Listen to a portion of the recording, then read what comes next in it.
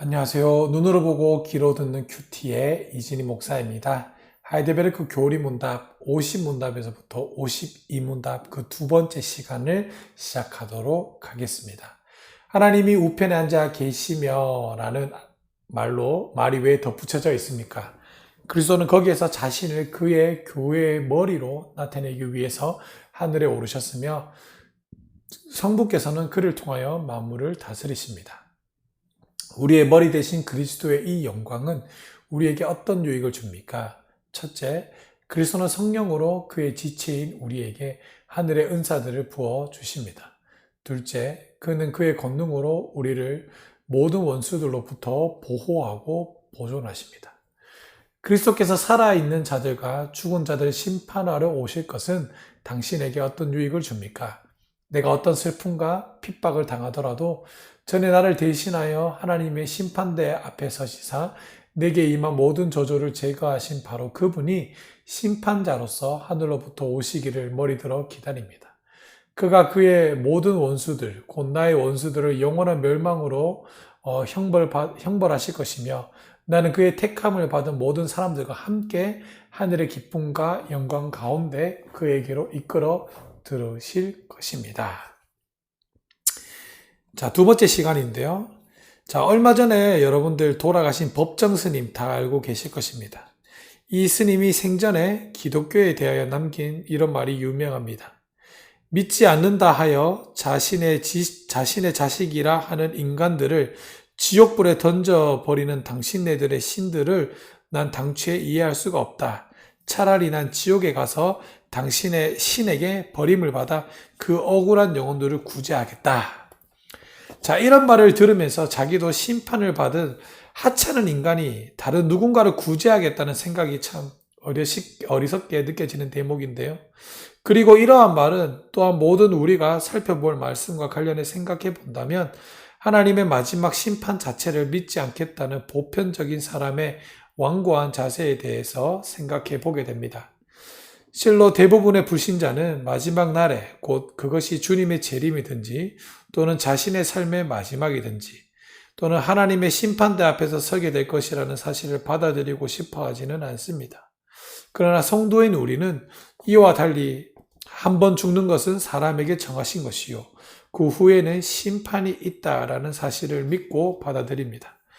자, 오늘 우리는 특별히 52문답의 내용, 곧 주님께서 살아있는 자와 죽은 자를 심판하기 위하여 다시 오실 것이다 라는 말씀에 대해서 함께 상고해 보실 것입니다. 우리가 성경을 살펴보면 성경 시대에 이미 심판을 부인하는 사람들이 세상에서가 아니라 교회 안에서 일어났음을 보게 됩니다. 이는 사람의 본성이 하나님의 심판을 싫어하므로 심판이 있을 것이라는 사실을 부인하고 싶어하는 경향이 있음을 증언하는 것입니다. 오늘 본문으로 기록되어져 있는 베드로후서 3장 4절 이하의 말씀을 보시면 여기서 보시면 그 당시 교회 안에 이미 심판이 있을 것을 부인하는 거짓 교사들이 있었음을 알 수가 있습니다. 베드로후서 3장 4절에 보시면 주의 강림하신다는 약속이 어디 있느냐? 조상들이 잔 후로부터 만물이 처음 창조될 때와 같이 그냥 있다 하니라는 말씀이 있습니다. 자, 이들이 말하고자 하는 것은 지금까지 세상이 그대로였던 것처럼 앞으로도 세상은 그대로일 것이다 라는 점입니다. 즉, 이런 주장들은 경험론에 있다라고 말할 수가 있는데요. 이제껏 우리가 살아왔던 시간들을 보라. 이제껏 우리가 지내왔던 세상을 보라. 세상은 어제도 1년 전에도 10년 전에도 아니 심지어 100년 전에도 1000년 전에도 그대로 있지 않았는가? 그러면 이 세상은 앞으로도 그대로 있을 것이다. 라고 이야기하는 것이 바로 기독교 안에서 있는 거짓 교사들의 주장이었습니다. 하지만 사도 베드로는 그들이 말한 바로 그 논리를 가지고 그들을 가장 강력하고도 효과적으로 강력하게 비판합니다. 베드로는 그들이 지금 말하고 있는 바로 그 세상, 이미 한번 심판을 거친 세상임을 말씀하고 있다는 것인데요. 이렇게 베드로는 상대방의 논지를 가지고 상대방의 논지를 뒤엎는 법을 사용하곤 합니다. 거짓 교사들은 세상이 그대로 있다라고 말합니다. 그래서 심판 따위는 존재하지 않는다라고 말합니다. 자, 세상이 예전 이처럼 그대로 있었던 것처럼 앞으로도 있을 것이라고 말합니다. 하지만 베드로는 너희가 말하고 있는 지금 그대로 있는 듯이 보이는 바로 이 세상이 이미 예전에 한번 심판을 받았던 세상이다 라고 말하고 있으므로 거짓 교사들의 주장을 무효화시키고 있습니다. 그리고 이어서 이 세상이 이미 심판을 받았던 것처럼 장차 다시 한 번 더 심판이 올 것이다 라고 말하고 있죠. 이전 세상은 물로 넘침으로 멸망을 받았으나 이후의 세상은 불사르기 위하여 보호하신 바 되었다. 자, 심판은 확연한 사실이며 우리는 이것을 믿어야 한다는 것입니다. 그러나 사람들에게는 하나님의 심판을 부인하고 싶은 욕망이 있습니다. 이는 인간 본연의 욕구이며 하나님을 은연중에 두려워하고 있는 죄인들의 피하고 싶어하는 하나의 숙명이라는 것입니다. 자, 베드로 후서를 통해 늘 보아왔듯이 초대교회 시대에도 하나님의 심판 같은 것은 하지 않는다라고 주장하던 사람들이 이미 교회 안에 있었고 이것은 지금도 마찬가지라는 겁니다. 자, 그러면 그리스도인들인 우리들은 어떻습니까? 우리는 심판을 두려워하면서 그런 게 없었으면 하는 생각을 가지고 있습니까? 아니면 심판을 고대하고 있습니까? 오늘날 그리스도인의 교양이 있는 신앙생활에서 심판이나 지옥 형벌 같은 것은 대단히 거칠고 투박해 보이는 개념입니다. 현대인들은 세련되고 교양이 있는 하나님을 원하고 불심판으로 징벌하시는 하나님보다는 사람들에게 나긋나긋하게 내가 너를 사랑한단다 라고 말해주는 그런 하나님을 원합니다. 우리는 우리 역시 은연중에 주의 강림하신다는 약속이 어디 있느냐라고 말하는 풍조에 물들고 있지 않은지를 돌아봐야 합니다.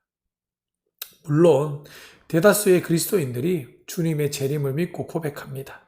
하지만 그러한 주님의 재림을 생각할 때에 그리스도인으로서 우리는 세상을 심판하러 오시는 하나님에 대한 개념을 정확하게 명확하게 갖고 있습니까?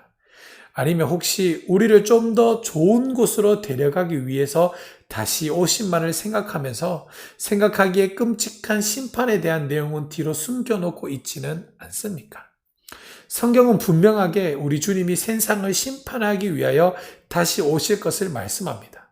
따라서 바른 신앙을 가진 그리스도인이라면 우리 주님이 다시 오실 그날이 다름 아닌 심판의 날이 될 것임을 분명하게 믿고 고백해야 할 것입니다. 이 심판은 무엇을 말하고 있는 것입니까? 우리는 이 심판이라는 개념을 제대로 성경이 말하는 대로 이해하고 있습니까? 혹시 많은 성도가 심판이 없었으면 하는 개념으로 생각하는 이유는 심판의 개념을 분명하게 이해하고 있지 못하기 때문임은 아닐까요? 오늘 우리가 읽고 있고 고백한 하이델베르크 교리문답에서는 이 심판의 개념이 정말 선명하게 나타나져 있습니다. 52문답의 마지막 부분이야말로 이 심판의 성격을 가장 적절하게 표현하고 있는 부분이다라고 말할 수가 있습니다. 자, 그가 그의 모든 원수들, 곧 나의 원수들을 영원한 멸망으로 형벌하실 것이며 나는 그의 택함을 받은 모든 사람들과 함께 하늘의 기쁨과 영광 가운데 그에게로 이끌어 들어오실 것입니다. 자, 이것이 바로 심판에 대한 성경적인 개념인데요. 심판이란 옳고 그름을 분명하게 분별해 주는 것입니다. 우리 주님이 다시 오시는 그날은 악인은 심판을 받으며 의인은 구원을 받는 날입니다. 자, 다시 말하자면 성경이 말하고 있는 심판은 옳은 것이 옳다라고 판결을 받으며 악한 것은 악하다라고 판결을 받게 되는 것을 의미합니다. 자, 사도신경은 그리스도께서 다시 오시는 날을 심판하러 오시리라 라는 말로 표현하는데요. 라틴어로 된 사도신경에서 여기에서 사용되는 동사 유디카네는 오늘날 영어의 제리스에 해당하는 심판하다, 판단하다를 뜻하는 단어이고 헬라어로 사용된 사도신경에서 사용하는 동사 크리노는 분별하다, 판단하다, 그래서 소송을 제기하다라는 뜻하고 있습니다. 자, 특별히 성경에서의 이 단어는 하나님이 어떤 일에 대해서 옳다, 그르다를 평가하시는 것을 가리킨다라고 할 수 있는데요. 우리 주님이 다시 오시는 날에 이 일이 정확하게 이루어질 것을 말하고 있습니다. 이 날은 살아있는 사람과 죽은 사람이 모두에게 옳고 그름의 판결이 이루어지는 날이라는 것입니다. 자, 그러므로 우리는 이 심판의 의미를 정확하게 하나님의 입장에서 이해한다는 것입니다. 우리가 심판의 의미를 인간의 입장에서 먼저 생각한다면 그것은 피하는 것이 좋은 것이 되어버립니다. 사람을 먼저 생각하고 정죄받아야 할 내 주위의 사람들을 생각한다면 심판의 날이 오지 않는 것이 좋습니다. 그러나 이 심판의 날은 하나님의 입장에서 보아야 하는 것이고, 이렇게 볼 때 이 날은 귀정의 날, 즉 모든 것을 바로잡는 날로 정의할 수 있는 아주 중요한 날이 된다는 것입니다. 하나님은 인간을 위하여 심판을 연기해 두었습니다. 우리가 오늘 읽은 베드로 후서의 본문 뒤에 나오는 말씀에는 하나님의 심판의 날을 늦추고 계신 이유가 나타나져 있습니다. 8절 이하에서 심판을 보류해 두르고 계신 유일한 이유가 너희를 대하여 오래 참으사 아무도 멸망하지 아니하고 다 회개하기에 이르기를 원하시기 때문이라고 합니다. 다시 말해 하나님의 공의가 바로 시행되지 않고 있는 이유는 하나님이 공의로우시지 않아서도 아니고, 하나님이 지금 당장 공의를 시행할 능력이 되지 않기 때문도 아닙니다. 이는 전적으로 심판을 당할 인간을 위한 것인데요. 인간에게 회개할 기회를 더 주기 위하여 연기하고 있을 뿐입니다. 그러나 하나님의 공의로운 판결이 영원히 보류되지는 않습니다. 이것은 정확하게 시행될 것입니다. 하나님은 오래 참으심으로 인간에 대한 자신의 자비를 한없이 나타내 보이사, 또한 마지막 심판에 대한 그 심판을 철저하고도 공의롭게 행하심으로써 자신의 공의를 한없이 나타내 보이실 것입니다. 즉 하나님은 심판의 날의 연기와 심판의 시행 둘 다를 통해 영광받기를 원하십니다. 따라서 심판이 시행되는 날은 단순히 하나님이 사람을 벌 주시는 날이 아닙니다. 그날은 하나님이 공의로우시다라는 사실이 온 우주에 선포되는 날이 될 것입니다. 그리고 그 날은 마치 공의롭지 않은 것이 승리하듯이 보이는 세상에서의 악을 일삼으며 하나님이 없다라고 외치는 모든 자에게 하나님은 살아계시며 모든 만물의 통치자이시며 의롭게 심판하시는 분이시다라고 크게 선포됨으로써 이제껏 뒤틀어진 것처럼 보이던 모든 공의가 모두 제자리로 찾아가고 하나님을 찬미하게 되는 그런 날이 될 것입니다. 그렇다면 하나님의 백성인 우리는 이 날을 기다려야 되지 않겠습니까? 두려워하고 피하면 안 되지 않습니까? 우리는 심판의 날을 기대하며 기다려야 합니다. 그날에 삼위 하나님의 영광과 공의가 가장 확실하게 드러날 것이기 때문에 그렇습니다. 그러나 여러분, 동시에 나의 입장에서도 잊지 말아야 할 것이 있습니다. 하나님의 자녀인 우리에게 해로운 심판의 날을 주시면서 하나님의 자신의 권리말을 말씀하신 이기적인 왕이 아니시기 때문입니다. 심판의 날은 하나님에게만 이롭고 우리에게는 이롭지 않은 날입니까? 자녀인 우리는 이날도 이 사실도 함께 생각해야 합니다. 하나님은 세상을 그런 식으로 다스리지 않으시며 우리를 그런 식으로 대우하지 않으십니다. 하나님은 폭군이 아니라 오히려 자유로운 아버지이십니다. 그렇다면 하나님이 신자인 나에게 오직 하나님의 영광만을 생각하며 너는 이 심판의 날이 고통스럽겠지만 참으라 이렇게만 하시겠습니까? 그렇지 않습니다. 바로 이 점에서 우리가 동시에 잊지 말아야 할 것이 바로 이것인데요. 이 심판의 날은 바로 나에게도 은혜의 날이 된다는 것입니다. 오늘 우리가 함께 읽은 교리문답의 구절을 자세히 보겠습니다. 저는 52문답의 마지막 부분이야말로 이 심판을 가장 잘 설명하는 핵심 부분이라고 말씀드렸습니다. 다시 한 번 더 이 문장을 보시길 바랍니다. 그가 그의 모든 원수들, 곧 나의 원수들을 영원한 멸망으로 형벌하실 것이며 나는 그의 택함을 받은 모든 사람들과 함께 하늘의 기쁨과 영광 가운데 그에게로 이끌어 들이실 것입니다. 이 구절의 첫 부분인 그의 모든 원수들, 곧 나의 원수들이라고 말씀한 것에 주목하십시오. 그리스도께서 재림하실 때 심판하시는 원수들은 그의 원수들이시면서 동시에 나의 원수들입니다.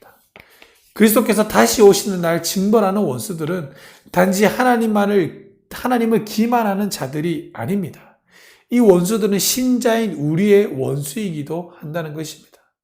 핍박당하는 교회와 함께 핍박다니는 예수님을 보신다면 핍박자 바울이 그리스도인을 죽일 문서를 가지고 다메섹에 지나갈 때 우리 주님은 교회를 핍박하는 자 사울을 향하여 사울아 사울아 내가 어찌하여 나를 핍박하느냐라고 말씀하셨습니다. 회심 이전의 사울은 그리스도를 직접 만난 적이 없으므로 주님을 핍박한 적이 전혀 없습니다. 사울은 단지 교회를 핍박했습니다. 그러나 우리 주님은 네가 어찌하여 내 교회들을 핍박하느냐, 내 자녀들을 핍박하느냐라고 말씀하지 않고 내가 어찌하여 나를 핍박하느냐라고 말씀하셨습니다. 여기서 주님의 동일시가 있습니다. 주님은 교회의 머리이시며 따라서 자신이 교회의 머리이심을 드러내십니다. 다시 말하면 교회가 받는 핍박이 그분의 받는 핍박이며 교회의 대적이 바로 그분을 대적하는 것이라는 겁니다. 주님이 불의한 재판관 비유에서 하신 말씀도 역시 떠올려 보십시오. 한 도시에 가부가 있었는데 이 가부는 불의한 일을 당했습니다. 그래서 억울한 일을 하소연하자 불의한 재판관은 이를 비록 귀찮고 들어주고 싶지 않았지만 결국 그녀의 원한을 풀어주었습니다. 이 말씀의 결론으로 주님은 무엇을 가르쳐 주셨습니까? 하물며 하나님께서 그 밤낮 부르짖는 택한 자들의 원한을 풀어주시지 아니하겠느냐? 그렇죠. 이 말씀의 중요한 주제 중 하나는 하나님이 불의한 재판관이 아니기 때문에 이 재판관 같지 않을 거라는 것입니다. 우리 하나님은 공의로운 재판관입니다. 이 공의로운 재판관이 말씀하십니다. 하물며 불의한 재판관들도 그 원한을 풀어주었는데 하늘에 계신 내 아버지께서는 어떠하겠느냐? 그 심판의 날은 우리에게 감격과 은혜의 날이 될 것이라는 말을 예수님께서 하고 있는 겁니다. 그러므로 우리는 주님이 마지막 날에 하시는 그 심판이 동시에 누구를 위한 것이라는 겁니까? 우리를 위한 것이라는 것을 잊지 말아야 합니다. 분명 심판의 날은 하나님의 공의가 서는 날일 것입니다. 그러나 동시에 그분이 우리의 원수를 갚아주는 날이기도 합니다. 따라서 그날은 옳지 않은 것처럼 보였던 사람들이 옳다라고 인정받는 날이 될 것이며 땅에서 세력 가진 자들은 우는 날이 될 것입니다. 그날은 누가 옳은지 만천하에 선포되는 날이 될 것입니다. 하나님 때문에 고통받고 하나님 때문에 슬퍼하며 하나님으로 인해 땅에서 손해를 보고 힘들어하던 어려웠던 자들이 영광스러운 주님의 입술에 나오는 의롭다라는 판결의 선언을 듣는 귀하고 복된 날이라는 것입니다. 그러나 정반대로 땅에서 세력을 가지고 하나님을 비웃으며 하나님을 믿는 자들을 핍박하는 자들은 악하다라고 선언을 듣는 그런 날이 될 것입니다. 참으로 교리문답의 표현 그대로입니다. 그가 원수들은 영원한 멸망으로 형벌할 것이며 나는 택함을 받은 모든 사람들과 함께 하늘의 기쁨과 영광 가운데 그에게로 이끌어 들이실 것이다. 아멘. 자, 그렇습니다. 더 나아가 신자에게 이 심판의 날은 오히려 구원의 날이 되는 것입니다. 심판은 부득이한 것이 아니라 우리에게 구원을 가르쳐 주는 확실한 방편입니다. 자, 우리 다시 한 번 더 베드로후서 3장의 말씀을 보시면 3장 10절 이하의 말씀에 보시면 그 마지막 날에 대해서 이렇게 설명합니다. 주의 날이 도둑같이 오리니 그 날에는 하늘이 큰 소리로 떠나가고 물질이 뜨거운 불에 풀어지고 땅과 그 중에 있는 모든 일이 드러나리로다. 자, 분명히 무시무시한 심판의 장면입니다. 사람이라면 누구나 이 상황을 겪을 때 무시무시한 공포에 휩싸이게 될 것입니다. 하지만 본문의 말씀을 잘 보십시오. 이 말씀의 배후에 있는 베드로의 어조에서는 공포의 빛이 전혀 없습니다. 베드로는 그리고 이 서신을 받은 성도들 두려워하고 있지 않습니다. 12절을 보시면 하나님의 날이 임하기를 바라고 간절히 사모하라. 그날에 하늘이 불타서 풀어지고 물질이 뜨거운 불에 녹여지려니와 우리는 그의 약속대로 의가 있는 곳인 새 하늘과 새 땅을 바라보도다. 아멘. 놀랍지 않습니까? 하나님의 날이 임하는 것은 무시무시한 장면을 동반합니다. 하늘이 불에 타서 풀어지고 세상의 모든 물질이 뜨거운 불에 녹을 것입니다. 그러나 신자는 동요하지 않습니다. 동요하지 않을 뿐 아니라 오히려 약속에 거하기 때문에 새 하늘과 새 땅을 바라봅니다. 세계가 심판으로 말미암아 녹고 불타는 현상은 신자에게 새로운 하늘과 새로운 땅을 창조하기 위한 것이기 때문에 전혀 두렵지 않습니다. 오히려 이 세상의 심판을 바라보며 소망을 품게 됩니다. 오히려 신자는 이 심판을 통해 더 좋은 것이 오게 됨을 분명하게 알고 믿게 된다는 것입니다. 자, 이뿐만 아닙니다.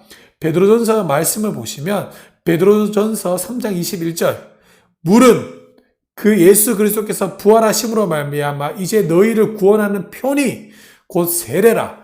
이는 육체의 더러운 것을 제하여 버림이 아니요 하나님을 향한 선한 양심의 간구니라. 이 말씀에도 하나님의 심판이 나타납니다. 특별히 이 말씀은 노아의 홍수에 관한 것입니다. 우리가 앞에서 살펴본 바에 의하면 베드로 후서의 노아의 홍수는 거짓 교사들에게 이후에 불심판에 있을 것을 모형적으로 보여주는 예전에 있었던 것 심판으로서의 중요한 예표입니다. 그런데 베드로전서가 홍수를 무엇으로 다루고 있는지 한번 보십시오. 베드로전서는 홍수의 물을 예수 그리스도의 부활로 말미암아 이제 너희를 구원하는 표라고 했습니다. 자, 한번 잘 생각해 보십시오. 어떻게 인류를 멸망시킨 홍수의 물이 우리를 구원하는 표일 수가 있겠습니까? 21절의 말씀은 또한 이것을 세례라고 했습니다. 우리가 상식적으로 생각할 때 노아의 홍수는 단지 사람들을 멸망시킨 물입니다. 재앙이죠. 그런데 어떻게 이 재앙이 세례가 될 수 있겠습니까? 우리가 그냥 보기에 노아의 홍수는 단지 극복해야 할 대재앙처럼 보일 뿐입니다. 피해야 할 일처럼 보입니다. 그러나 성경은 그렇게 말하지 않습니다. 20절도 한번 보십시오. 20절은 방주에서 물로 말미암아 구원을 얻은 자라는 표현을 사용합니다. 여기에서 이 말미암아라는 표현에 주목하십시오. 우리가 상식적으로 생각하기에는 노아의 홍수에서 살아나는 사람들은 물을 피하여 구원을 받은 것입니다. 물로부터 구원을 받은 것입니다. 하지만 성경은 이들이 물을 피하여 구원을 받았다라고 말씀하고 있지 않습니다. 20절에 사용된 헬라어 전치사는 정확하게 디아라고 말하는데요. 우리말로 하자면 통하여, 때문에 라는 말의 의미입니다. 다시 말하면 노아와 그의 가족들은 물을 피하여 구원받은 것이 아니라 물을 통과하여 물 때문에 구원받았다라고 말하고 있는 것입니다. 어떻게 이런 일이 가능합니까? 하나님이 심판을 사용하셔서 자기 백성들을 구원하시기 때문입니다. 하나님은 공의로운 심판을 통하여 자기 백성을 구원하십니다.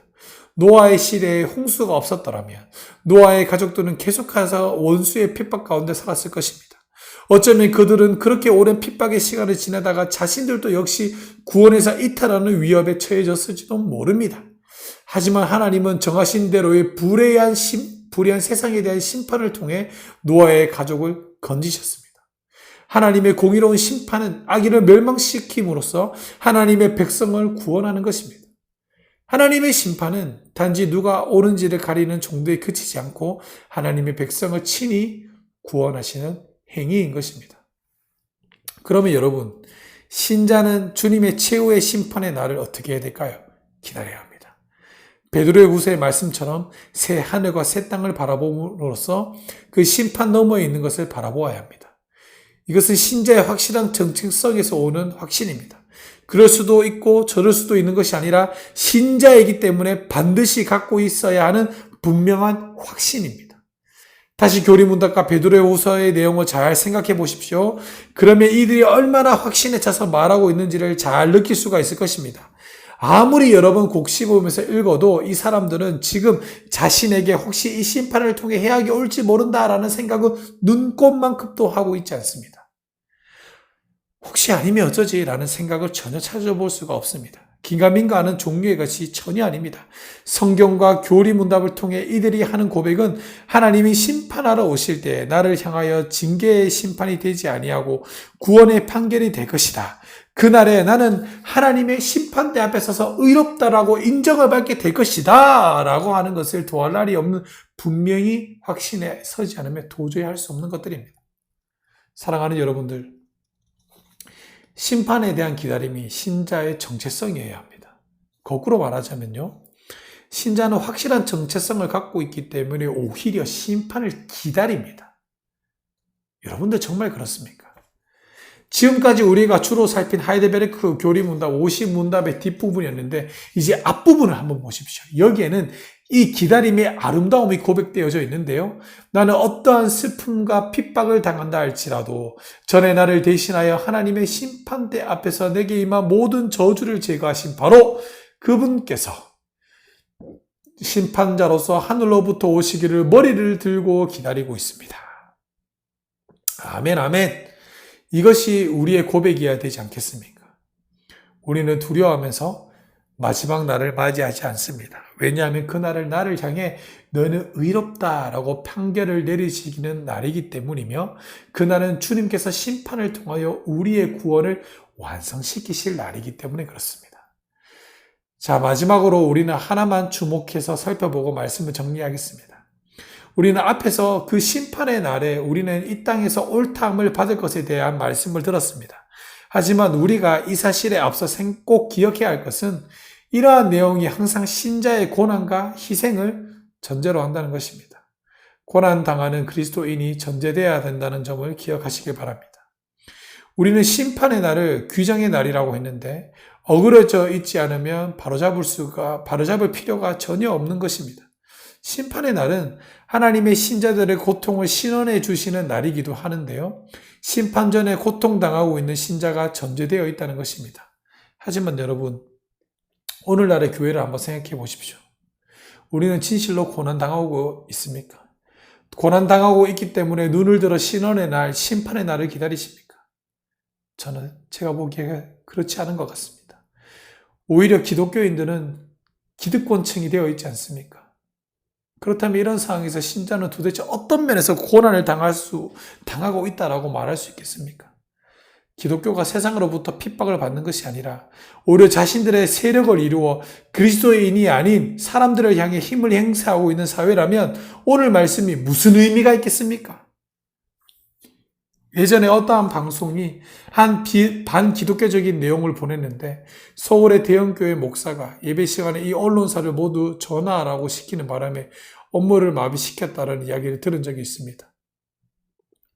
몇 년 전에는요. 어떤 영화가 기독교에 반대되는 내용을 담고 있다며 그리스도인들이 힘을 합쳐 방영 불가 운동을 펼치고 관철시킨 적이 있습니다. 모 방송국도 신의 길, 인간의 길이라는 다큐멘터리 때문에 그리스도인들 때문에 호되게 당한 적이 있습니다. 인천공항 출국장에서 한국의 전통문화를 알린다고 12지신 형상을 세우는데 한기총에서 종교적인 이유를 들어 철거하라고 힘을 행사해 관계자들이 곤혹스러워하고 있다는 기사를 보았습니다. 우리의 재성은 힘으로 뭐든지 누르려고 합니다. 우리의 세력이 크니까 이 세력을 어떻게 해보자라는 것입니다. 그러나 이러한 사고방식에는 고난이 없습니다. 희생이 없습니다. 그렇다면 여러분 교회가 힘을 가지고 있다고 해서 이런 식으로 사용한다면 의로운 판결을 위해 먼 훗날 오실 그리스도를 기다리신 이유가 어디에 있겠습니까? 우리는 가서 힘을 행사해 쟁취하면 되지 않겠습니까? 이런 사고방식은 전혀 성경적이지 않습니다.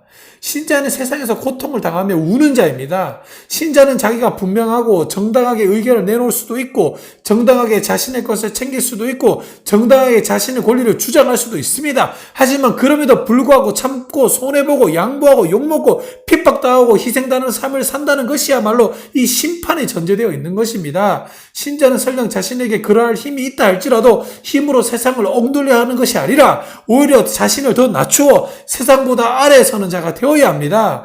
왜냐하면 의로운 판결은 예수 그리스도께서 그분께서 하시기 것이기 때문에 그렇습니다. 신자가 이미 이 땅에서 기득권을 가지고 있다면 주님의 약속은 무의미하죠. 고난과 고통이 신자의 본질이 되어야 합니다. 우리는 땅에서 고통을 받으나 아버지께서 마지막 날 그 모든 것을 귀정해 주실 것을 믿는 자들입니다. 그래서 우리는 내 소유와 내 집이 이 땅에 있지 않은 나그네이기 때문에 여기에 더 나은 것을 얻기 위해 발버둥 치는 대신에 하늘에 계신 아버지께 자신을 의탁하고 훗날 주님이 우리의 눈물을 닦아주실 것을 기대하는 사람들이라는 겁니다. 참으로 우리 주님이 마지막 날 우리에게 이 모든 것을 다 갚아주실 것입니다. 우리 주님은 12군단도 더 되는 천사를 보내시게 할 수도 있는 분이지만 그럼에도 하찮은 인간들에게도 끌려가 십자가형을 당하시고 모욕을 감수하셨습니다. 우리는 어떻습니까? 우리는 참고 고통당하면서 주님의 의로운 판결을 기다리는 자입니까? 자, 우리가 말씀을 맺으면서 꼭 짚어보아야 할 문제입니다. 오늘 우리는 하이델베르크 교리 문답의 아름다운 고백을 통하여 주님의 다시 오심을 기다리는 법을 배웠습니다. 하나님의 심판은 단지 무서운 것이 아니라 우리의 구원을 여는 열쇠입니다. 그날은 우리의 의로움이 만천하에 공표되는 날이 될 것입니다. 그러므로 우리는 주님이 다시 오실 날을 고대하며 기다립시다. 마라나타 주 예수의 어서 오시옵소서라는 심정을 가지고 매일매일 살아가도록 합시다. 참된 신자들이 어떻게 그날을 고대하며 기다릴 때 우리는 땅에서의 삶과 현격하게 구별되는 하늘에서의 삶을 누릴 수 있을 것이며 우리 주님이 영광스러운 왕위를 차지하실 때 우리도 그와 함께 그 왕자에 앉아 왕노릇할 수 있게 될 것입니다. 다시 오실 주 예수 그리스도를 참 마음으로 고대하며 기다리는 복된 성도들에게 하나님이 인내와 끈기 그리고 참 평강과 신자로서의 분명한 확신들을 함께 주시기를 주님의 이름으로 간절히 축복하고 소망합니다. 아멘.